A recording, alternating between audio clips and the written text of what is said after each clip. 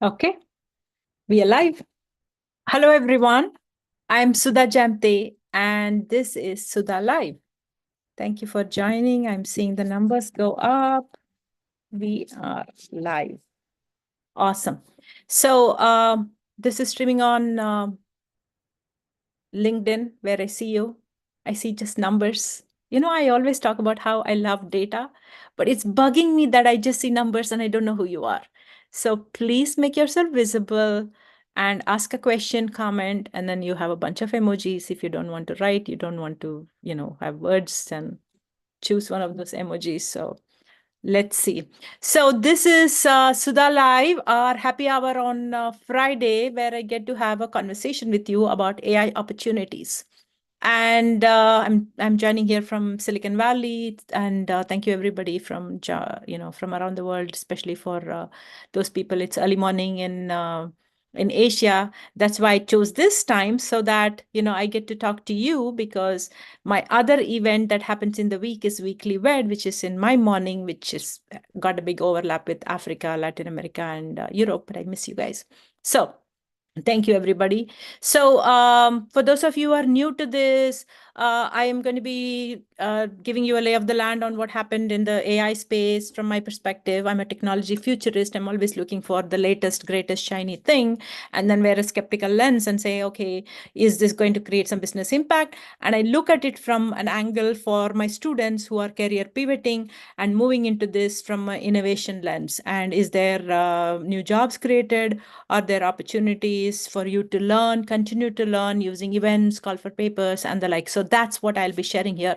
And everything that I'm going to share here, including the recording of this, will go up on my newsletter, bit.ly Jamthe newsletter. So if you're already not following that, you should check it out, because you can even go back to last few weeks newsletter and go check it out as to where the jobs are and what the calls and stuff. So it's like a running list of jobs, ongoing jobs.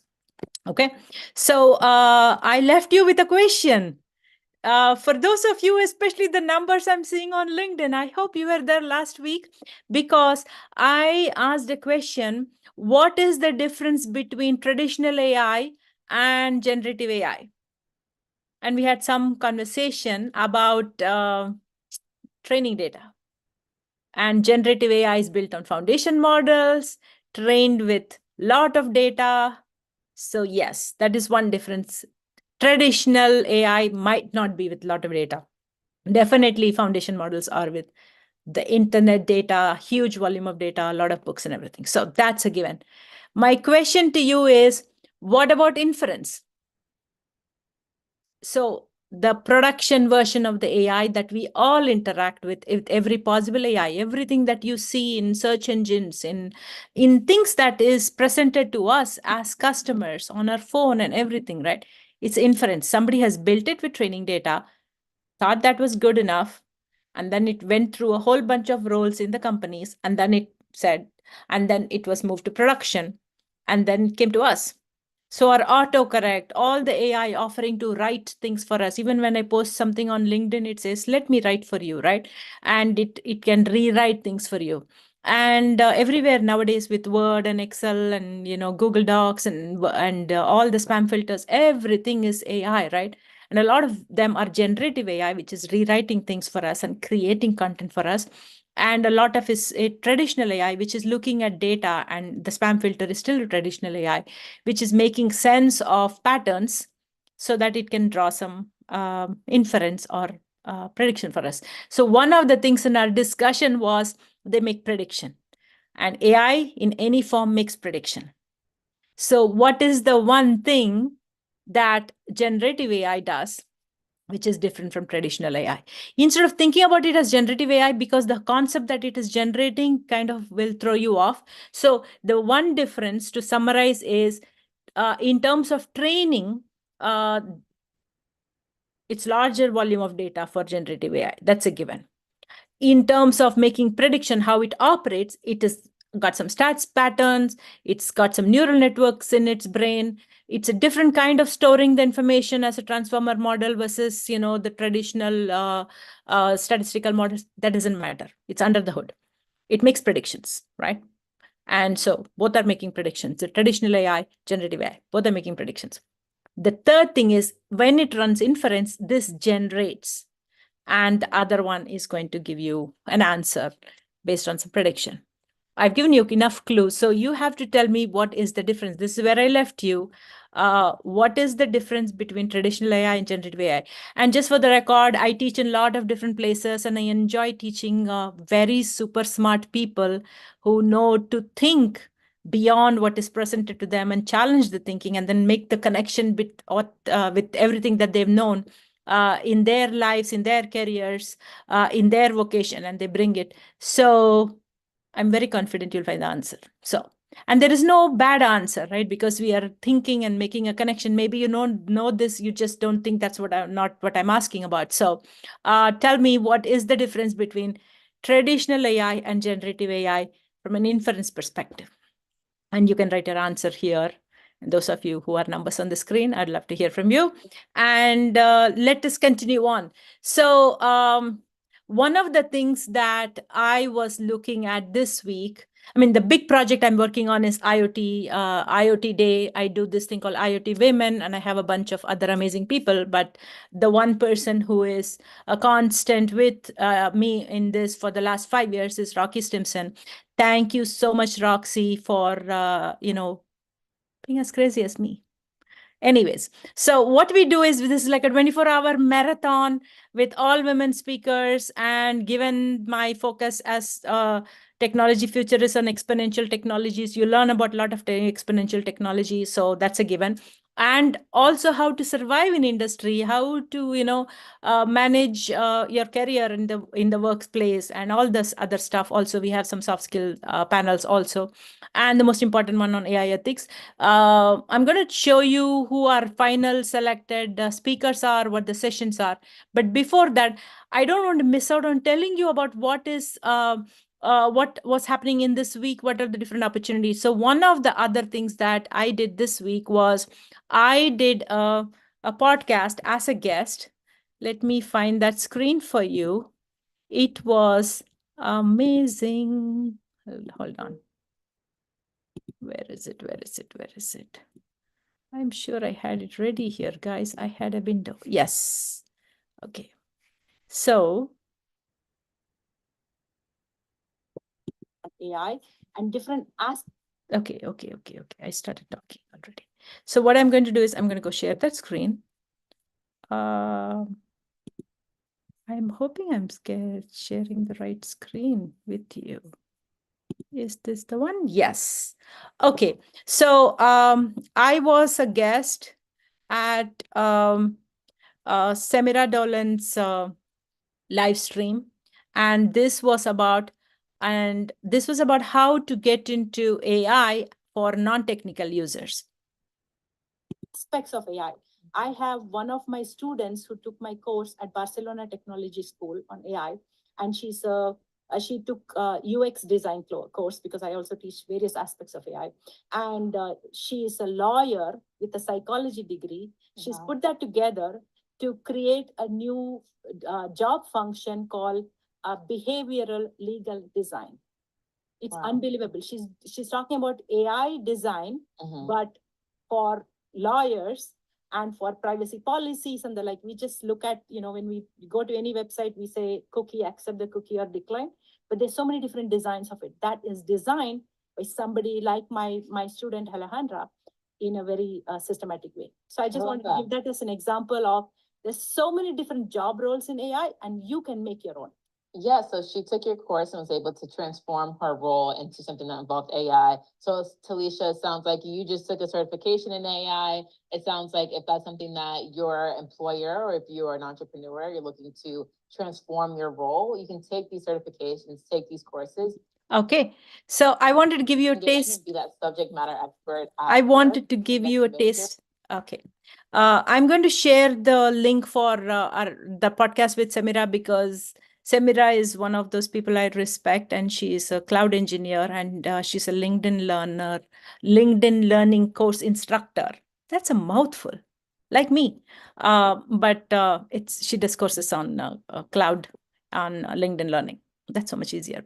So she had prepared so well in terms of how anybody can get into the field of AI. So my discussion was, my perspective on that, and I believe that you should not think about I'm getting into this AI thing as a newbie, but take your existing job role, your job function, your industry, whatever your area of passion that attracts you in AI, and learn that piece and add it to your job, to your existing vocation, and then figure out, okay, what now that, because every job and every function is becoming an AI function. So you just figure out, how is AI going to help my customer? How is AI going to help my company in my job role? What kind of things I can do? So that was my main focus, that many of you know that that is one. The other thing is, like, all of us have to come in together from various different roles to make this AI thing happen, because there's no one group or role that is sitting and building AI. So I'm going to share that. Thank you, Samira, for having me. It's a fun discussion. And I loved, one of the things I wanted to show you was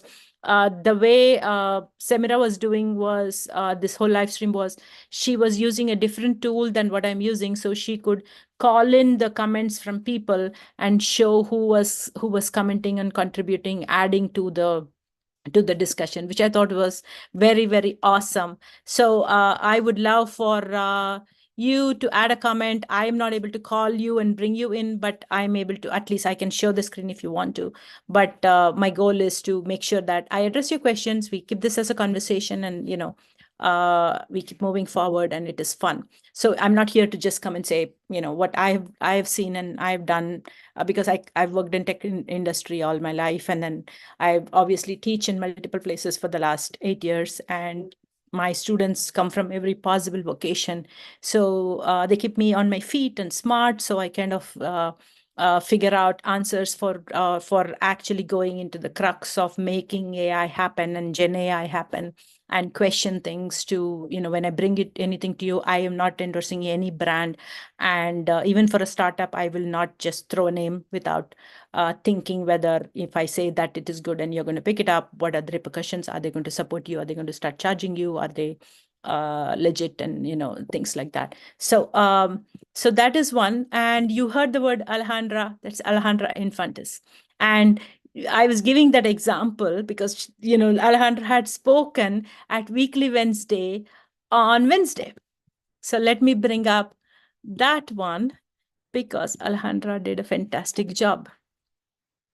Another screen share. Here we go. Hope you're able to see it. Okay. This is so weird, the way it shows up all the share and this thing on the screen. I don't like it. I should be able to move that. Okay, guys. Okay, here is Alejandra Infantis, and she is telling us what is this behavioral legal design, because she comes from multiple backgrounds that she's put together to create this job role for herself, and she's super successful at it. Me, I'm Alejandra. I'm from a small city in Peru that is not small. That small is named Arequipa. I'm not from the capital. And I have two backgrounds. Actually, I have lawyer background, but when I was an intern, I felt that it was very, the design of the service, of law service, was very frustrating. So I stopped to being a lawyer. I didn't want to because I felt so overwhelmed.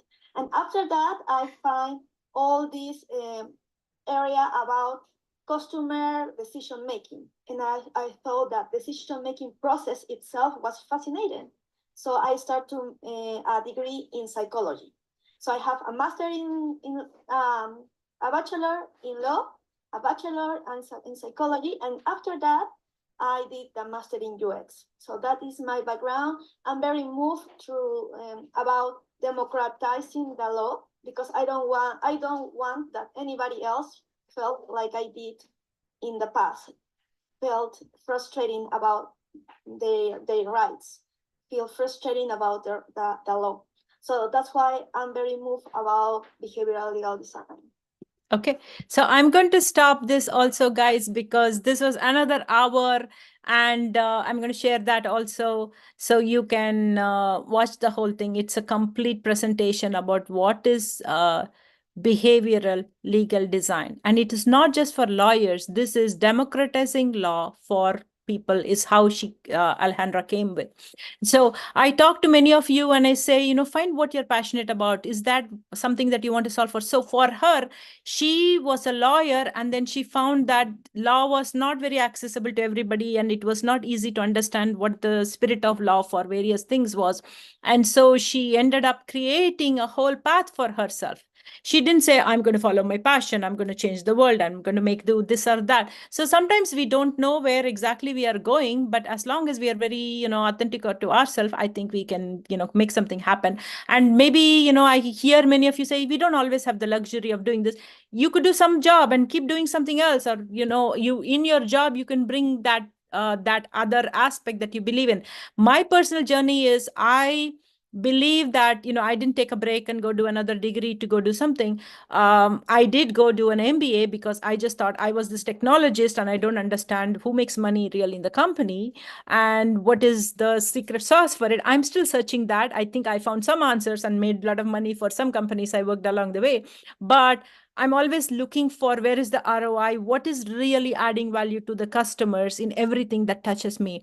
And so I think if you believe something, that would kind of get into your way of thinking. And if you're a mid-career professional, you already might have that belief system. You may not stop to think about it. So, and why am I going into this direction is because the way AI is built is we are trying to change the way we live, and especially with generative AI at the place AI is today, we are trying to change everything: how we learn, how we live, how we sleep, how we walk, how we eat, how we exercise, how we socialize with each other, how we even, tell ourselves how we feel. There's so many things that AI, and everything becomes data because there is like sensors all around us and our own medical data and everything. And so, AI is kind of in the place where it looks like AI is going to change how we live. And it is not just the AI, it's people like you and me who are bringing all our data and saying, I want to change how we do this. I do not want to go to a doctor and then they say nothing happened to you and I feel something happened to me and I'm not able to articulate that. In fact, one of my students is working on a project where she wants to be armed with information about her dog's health because she's concerned. But when she goes to the vet, they check and say nothing is wrong. And so it could be personal reasons that motivates you, or it could be just you're in a specific job function and then you're kind of, figuring out, I want to do this AI thing. I want a career pivot. Let me go there. Okay, so Alejandра's on Weekly Ved was fully about this behavioral legal design. It's a very interesting field. It's not just for lawyers. Every time you interact with a cookie, every time you're collecting privacy information from customers, and with GDPR, you have the right to be forgotten. Where do you bake that into the product flow? How do you get permission? And if you think about it, next time any website is asking you for permission, you can see that there are different ways of doing it. Sometimes they just say, okay, decline everything. Sometimes you might not get the decline everything option, and then they might actually have some wording to say, if you do this, we can do that for you. And so all that is intentional design, understanding customer psychology, that somebody is sitting and doing that. And that is behavioral design. And legal behavioral design is for all these legal documents where it comes under compliance. So I think that's like we are living it all the time. We don't know. So one of the things I ran into a frustration this week is I was trying to get into some website, and then they're trying to see whether you're a human, the catchpa, and so they are checking, go identify bicycles in these pictures, go identify bridges and pedestrian walkway. I did that 20 times. 20 times. I gave up after that. So either the AI out there was super dumb behind it, or they were exploiting me. I don't know, because I could not go into the site at the end of it. And as humans, one of the things we do is we assume that when we interact with technology, that what they are doing is good and we are making a mistake. Even the most confident of people think, am I making a mistake here? And so my initial thought process was, when they showed a bicycle, a guy on a bicycle. And so when they showed the boxes that I had to click, I clicked the guy's head, right? Because the guy is part of the bicycle. And then I had somebody else tell me, no, when they ask for a bicycle, I never include the person in there. But the person is not separate from the bicycle. You have the person sitting on a bicycle, which means if I leave their head, I'm still including their body. So it was so crazy. So I was just thinking, oh my God, I am not labeling this right. My job is to not label data for somebody. I don't know what they do with all this data that we send in this catch path that goes somewhere. And so, and this came from Google, by the way, it's a Google catch path. And then it led me to some place saying, it looks like your site is being hacked, and it's sending automated messages somewhere, right? Automated information. And so it sent me to a help page, and in the help page, the conversation, the content of it assumed that my site was hacked. Whatever was happening was automated.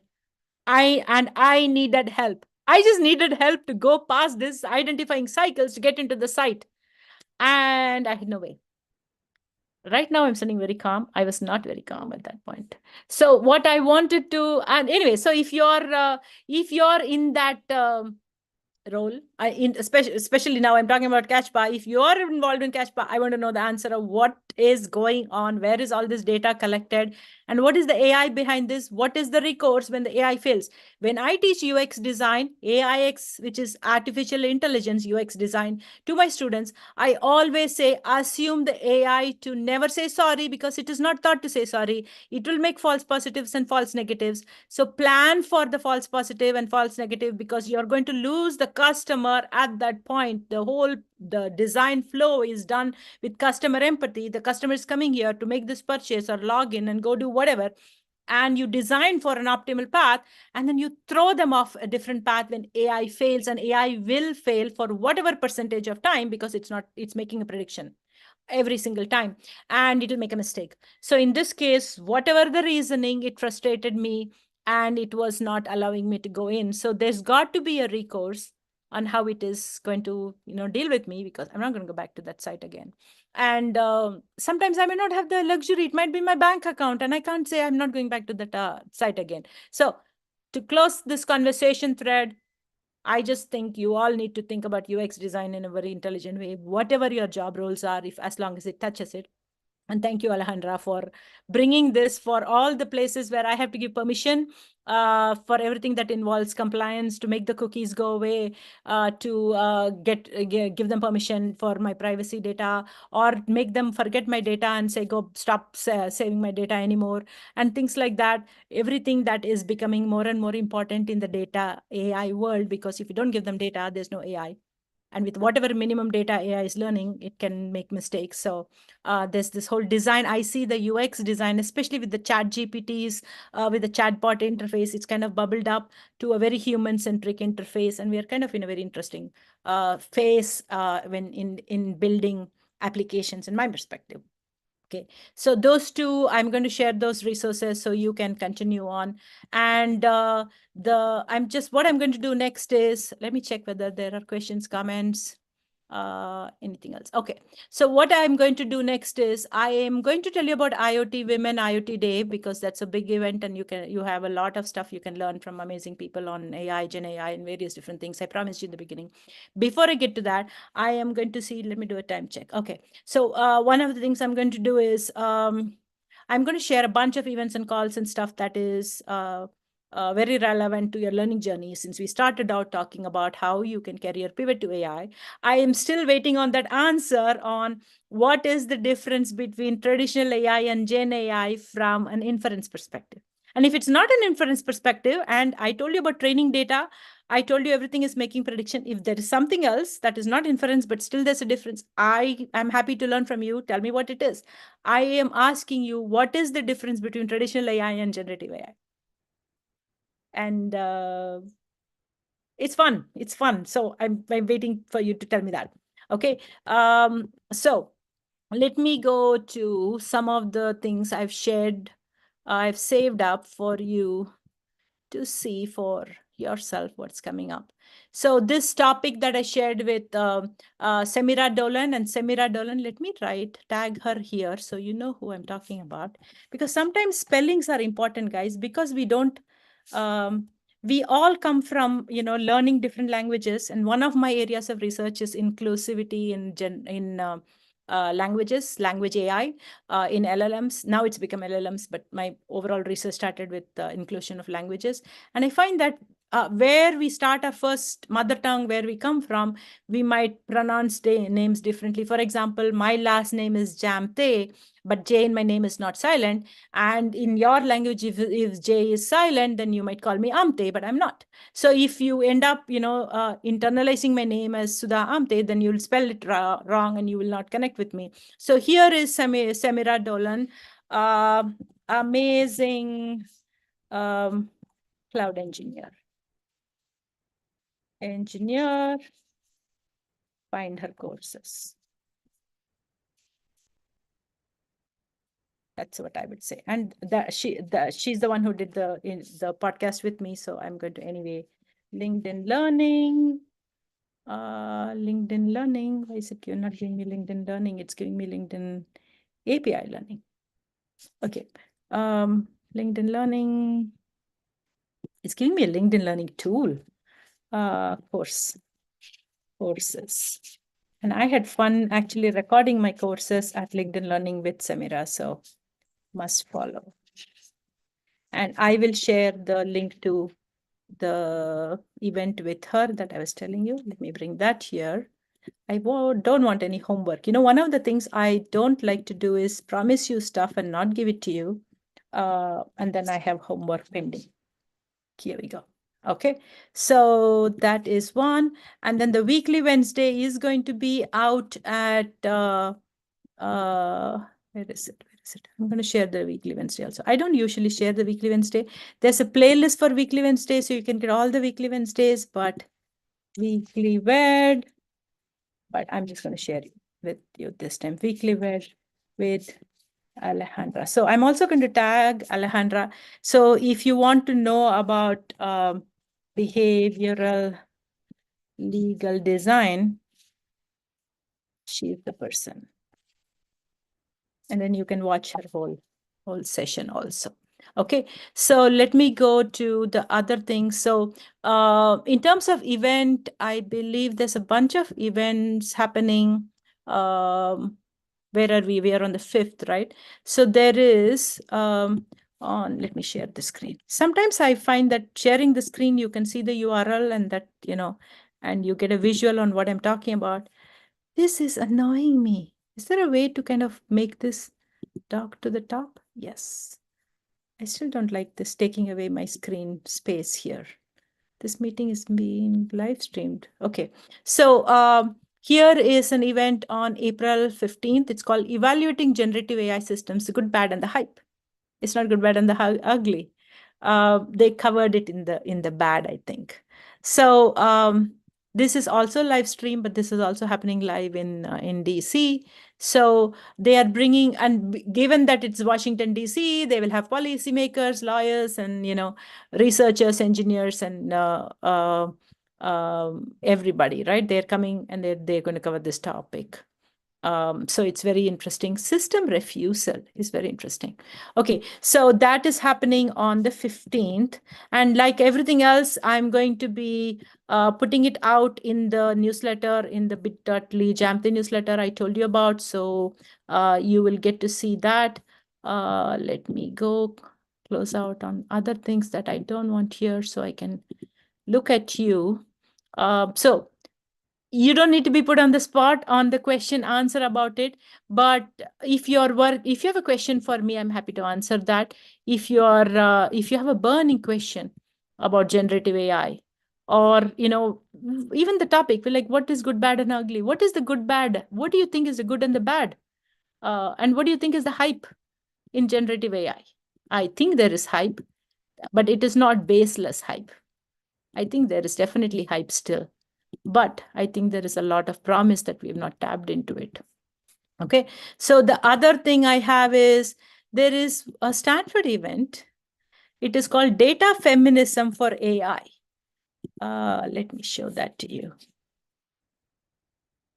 Okay, that is on the 24th, guys. if I start sharing one link at a time, it's going to be taking a while. But if you find this interesting, tell me. Otherwise, I'll give you a big list and then we'll move on, right? So this one, I found this very fascinating. It's called Data Feminism for AI. And this is an author, Lauren Klein, and this is on the 24th. So I don't have more details of it here. They've written up some stuff, but it will be interesting if you go check it out. Okay. And then there's one other thing. Patrick Allen, I'm a big fan of Patrick Allen's work. He has written this book called Machine See, Machine Do. And he has come up with an event called Art and Copyright Clinic that is coming up on the 10th very soon. Okay. And then there's a bunch of call for papers. And one interesting one I found is there is a call for AGI 24. So there is a group of people who believe that we are working towards artificial general intelligence, where the AI will become intelligent to think for itself. Right now, you feed data, AI makes prediction from the data that you fed. Its universe is still from the data that you're able to give and patterns it can see within the realm of that, right? And generative AI is kind of push the envelope. That is what I'm trying to get you to tell me. What do you see as the difference? Do you want me to tell you the answer now? Maybe you can send me some thumbs up or something, because then I don't want to keep you hanging, not telling you this answer and go off into the next week. So this is your time to tell me. Do you want the answer? Or do you want to guess? I would like to see whether what your thought process is and how you're seeing generative AI being different from traditional AI. So tell me, guys. Okay. So, okay, I'll tell you the difference. So what we discussed was traditional AI, like machine learning and deep learning, form statistical pattern from training data. And the training data is huge volume of training data with generative AI. And it is making a prediction and saying, is this car red or green? Is this a dog or a mop? That's my favorite example that I keep showing you. And it does classification, it finds anomalies, it is finding a pattern of what are the factors that contributes to your customer to behave a certain way. That's a regression model. So those kind of things is what the traditional AI was doing. What generative AI is doing is it is still taking data, could be images, could be sound, could be words, right? It takes the entire dictionary or a whole book, but it is learning words, relationship of words to other words, and it is now guessing the next word. So when you go to a search engine and search for something, or your autocorrect is trying to correct and guess the next word or tell you what to do in terms of words, right? Even your ChatGPT or Gemini talking to you is just guessing the next word. And it is making a prediction. So those 2 points we covered before. The thing I'm going towards is traditional AI is looking back in its brain and saying, I have a question whether this is a dog or a mop. What do I know about dogs? It goes back into its learning, into its brain to see all the pictures of dogs it has been trained on. The same way when you say it's a mop, it's going back into its training. So it is going to fetch an answer with this, which is within its training. That is what a traditional AI is doing. So something that is historic data, historic weather pattern, historic behavior of customer is what it is going to fetch for you as an answer for its prediction. That's what traditional AI does. Generative AI extrapolates that. It takes that and it says, I have learned what a dog looks like. Now let me draw a new dog for you. It is never going to create a dog exactly what it was taught. It could take parts of it because it is in its learning, but it is going to generate a new dog. It's going to generate a new pattern. So because of that, it is always extrapolating from its learning to create new possibilities. So those of you who are in enterprise and you're thinking, I want to figure out new ways of solving my business problem, I've been stuck in this, using generative AI, feeding a lot of data can actually help find options that you had not thought of from your traditional AI, because now it is going to make things up. And the problem is it could hallucinate and make things up, or it could extrapolate its learning and make things up. And so you have to bring your business acumen. That is where all of you who are thinking of getting into generative AI, who are not in this field, especially who are not building the algorithms and the llamas, are the ones who will be able to think about, okay, I know this is how weather pattern happens. I know this is how my customer behavior and seasonality happen.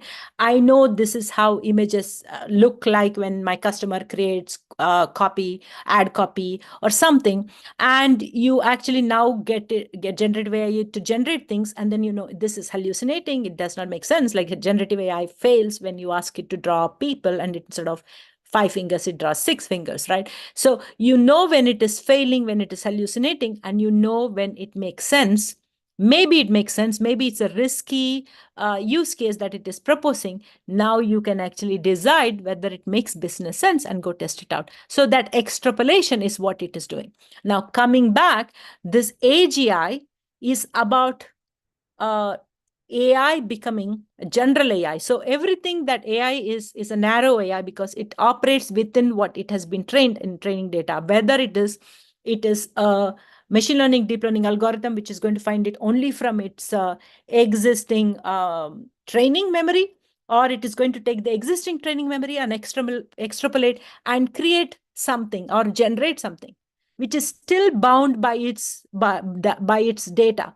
It is not doing analytical processing and coming up with things by which it can operate on its own. So all this they show in the movies of AI generating other AI and making decisions beyond the human comes in the realm of artificial generative AI. But to get there, the technology has to be such that the AI can do reasoning and it can make decisions. Right now, that is in the realm of humans. And so there's a school of thought of getting AI towards AGI.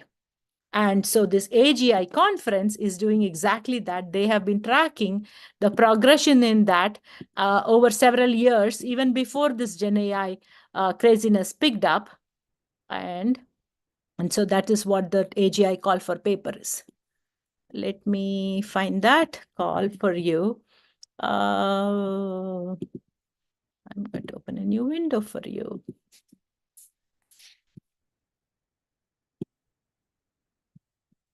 So, and there's a bunch of AGI conferences, but this is one particular AGI conference that AGI 24 that I'm trying to get to you. Okay, so I'm going to add actually all these links instead of showing you one link at a time. There is also another call for a chapter of book in AI Augmented Creativity by Professor Dr. Malati Satyamurthy.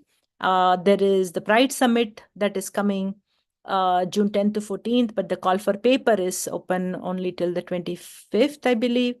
And then there is the African Indaba X in Cameroon. The call for paper for that, for call for abstracts or for your posters is May 22nd. So there's a bunch of calls. So I like you to think about all these calls as an opportunity to do something, go hands-on. Especially it has to be interesting for you, right? So you can kind of exercise that thinking muscle I was telling you about, connecting what you already know, what you believe, and you want to go solve some customer problem in your function, in your industry, or a technology that excites you. So that's why I like to share all these different calls. Okay, so now I'm going to come to this big news of IoT women. Let me show you that. Okay, so okay, let me check one more time. Do you guys have any questions, comments? Okay, so let me close this data feminism window, AGI call window. Okay, so this is my 5th year doing this with Roxy Stimson. So IoTDay is a bigger event. I am not the person who started IoT Day. IoTDay happens on April 9th every year for maybe 10 years now. And the last 5 years, I have been hosting an event called IoT Women. We started calling it IoT Women from this year. I used to call it IoTDay Women. It's a mouthful. So bit.ly/IoT Women will take you here. Here is my friend, the lovely Roxy Stimson, brilliant Roxy Stimson, who works in F5. And what we do is we actually run a 24-hour live stream marathon. Yes. And so the way we do that is we had a call for speakers out. Thank you, everybody who nominated speakers. Thank you for the speakers who self-nominated themselves. So, and you can see the team up here who actually helped make this happen. Pariya Sarin, Sneha Jadhav, Yash, Alejandro has joined us as ambassador for Latin America this year. Susanna Raj is going to host a panel on AI ethics. And we have Ananya somewhere. Ananya Sen has contributed to actually help people from around the globe do the recording of their sessions if they're not in our time zone. So I'm here in California. So we are going to have a live session from 10 o'clock to 5 o'clock on April 9th. So this is the link, bit.ly IoT Women is the whole page, which I'm showing you. Bit.ly IoT Women 24 will take you to a page where you'll give us permission to send you emails, and we'll send you information and Zoom links and all that stuff. So these are the amazing speakers from around the globe. So what we are going to do is, this is the schedule. Thank you, Pariya Sarin, for this nice creative, which will give you a sense on the various. We are going to start with the Gen AI topic. We are going to have a Gen AI panel. We're going to have variety of different panels, and it might be AI topic, LLM topic, various different related topics, but different women from different time zones are going to come and talk about it from their perspective, from their research and their work. So it's going to be amazing. And what we've done is we've set up a series of live streams to go live at 9 a.m. in different countries. So I think we start with, 9 a.m. Ruth Naduta is in Ghana. So 9 a.m. in Ghana's time will be her session. Helena is from Ethiopia. And so at 9 a.m. in Ethiopia time will be her session. We have a whole bunch of people from Mexico, Peru, Colombia. All those sessions are going to go live at that time. And we have some India sessions, I think 2 of them that just got added recently. So you can just sign up on any of these and go, that's on my YouTube. So you can just go look at that, or you can come to bit.ly IoT Women and find the link and go from there. And then if it makes time zone sense for you, maybe you can come to the morning segment or afternoon segment. Once you sign up, we will give you the Zoom link, and then you can come and attend those sessions. So that's the general plan. It is so crazy. It's so amazing. I've been doing this and, working with these people for so long. Okay. I just want to make sure that I am still here with you. Okay. Okay.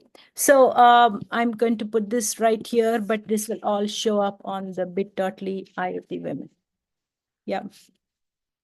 And the sign up form is bit.ly/IoT Women 24 to get the live stream Zoom link. We will stream here onto LinkedIn. If you get a Zoom link, you can come in and answer questions. It will be about 100 people. So, we want to make sure that those who want the Zoom link can come in and attend and stuff. And those who want to just watch the live stream like here is also fine. So that's the idea. And what am I missing? So I just wanted to make sure that I provide enough information about IoT Women. I am very, very proud of these amazing women and what they've contributed and the topics. I can't even, do justice to telling you. Do you want to see the YouTube? I think, okay. Let me find that for you. As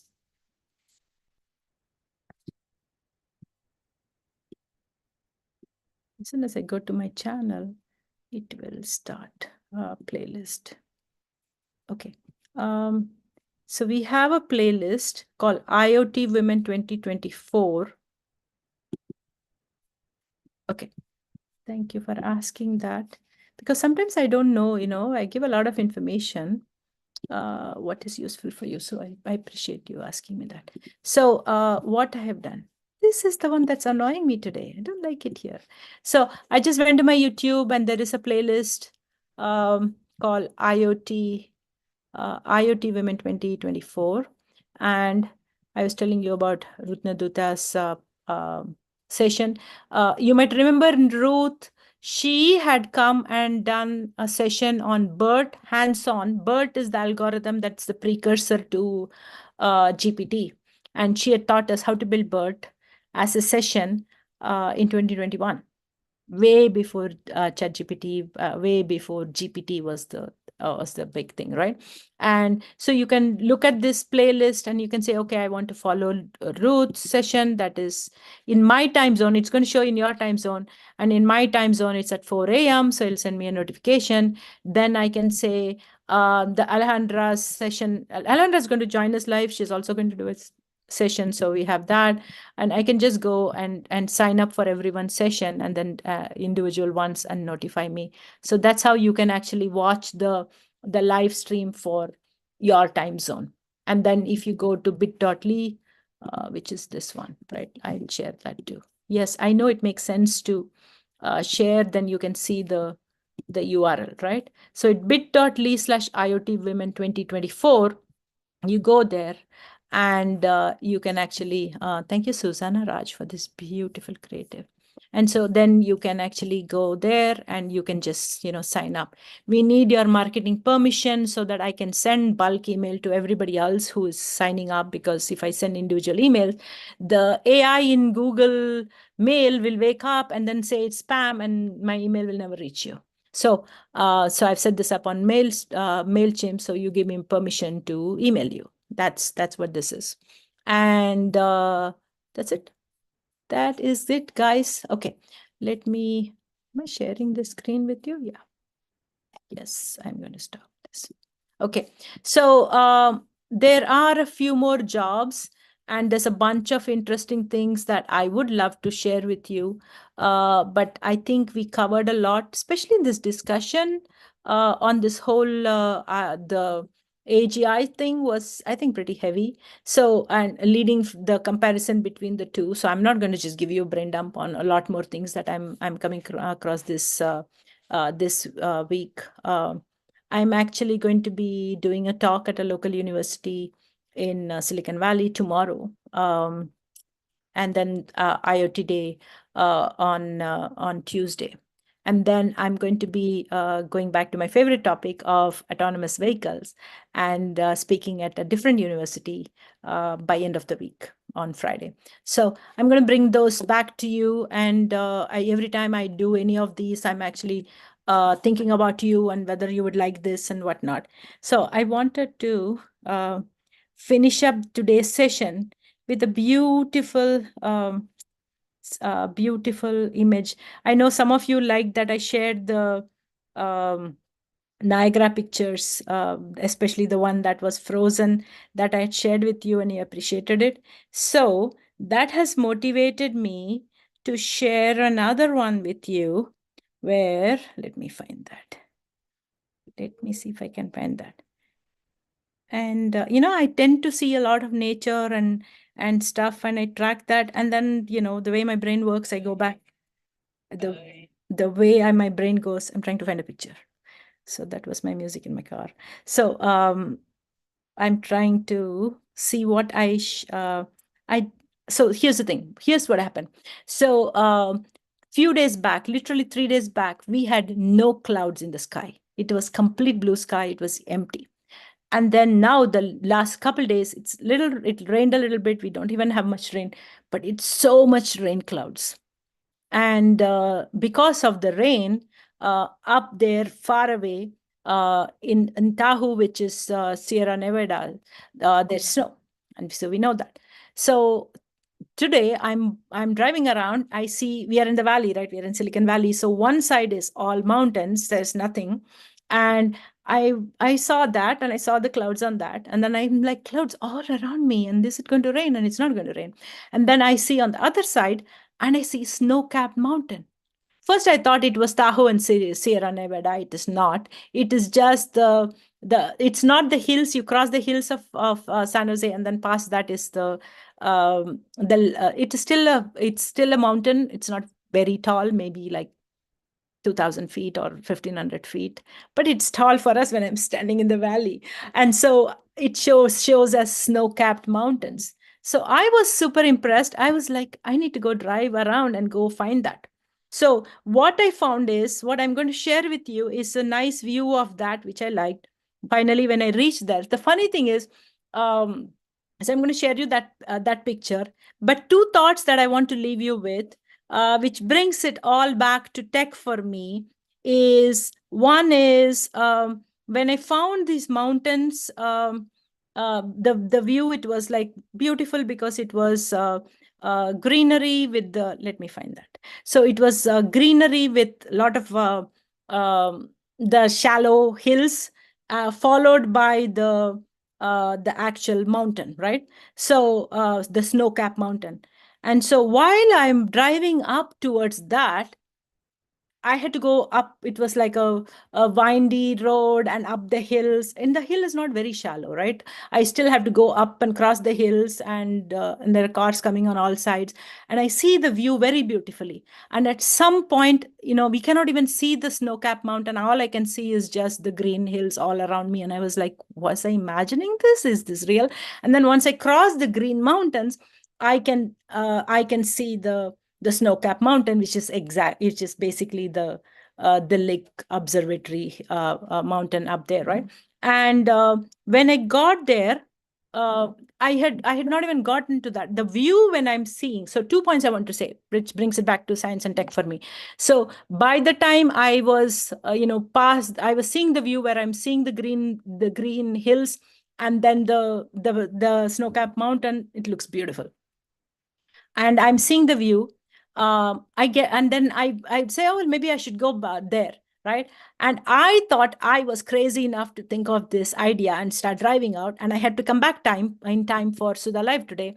And what happened was, we I had literally gone almost like 20 minutes before Lake Observatory, and I had to stop because there's a whole bunch of people. When I say we, there's a whole bunch of cars and people like me who are stopped. They closed the road and they said, no, you cannot go past this. The road, the cops have closed the road, and they said, this is not going to lead you to, there's no to traffic to snow. So they thought there are people who are going to go there and say, I see snow and I want to go touch the snow or whatever, right? And so they were like, no, this does not lead to the snow. They have a sign saying this does not lead to the snow. And so the road is closed. You cannot go past this. And so the funny thing for me is, I think that I thought about this all by myself. And I was crazy enough to drive up and go see whether I can see this up close. And given my time commitment to come back to you for Sudha Live, I might not even have gone up all the way to the top, but I was very happy to see that view. But the funny thing is, I was shocked. There were people. We people were the crazy ones who wanted to see this, and standing there, I was like, and how did this happen? And they're all different people, right? And I was like, how did this happen? So I think that's what happens with AI when they say we are trying to profile you and then fill that gaps of learning for AI with people like you. And so I want to believe that the more metadata you had around me, about me, I'm still very unique. And maybe I'm not. Maybe there's at least 20-30 people who were all stopped, and then they had to take a view. So it was funny when the Google map shows the direction. It's a hill and we're going up in the windy road like that, and all of these cars are going, and you don't see many cars because they're very far apart from each other because of the height, right? And then when they stop, there are like 20 of us, 20 cars. And so I was like, it is showing traffic because we were all stopped. So we messed up the data on Google because there were 20 cars at that place. And we were all stopped because we all belong to the same profile. There is no individuality. We are all crazies who wanted to see the same snow-capped mountains, maybe for different reasons. I don't know. And so that was one that was very fascinating for me, because I am in denial that there is, in all those other 20 people share my same profile. That is one. And the second thing is, I'm going to download this. I think it might be easier if I just download this back instead of just trying to find the original one. Let me find that.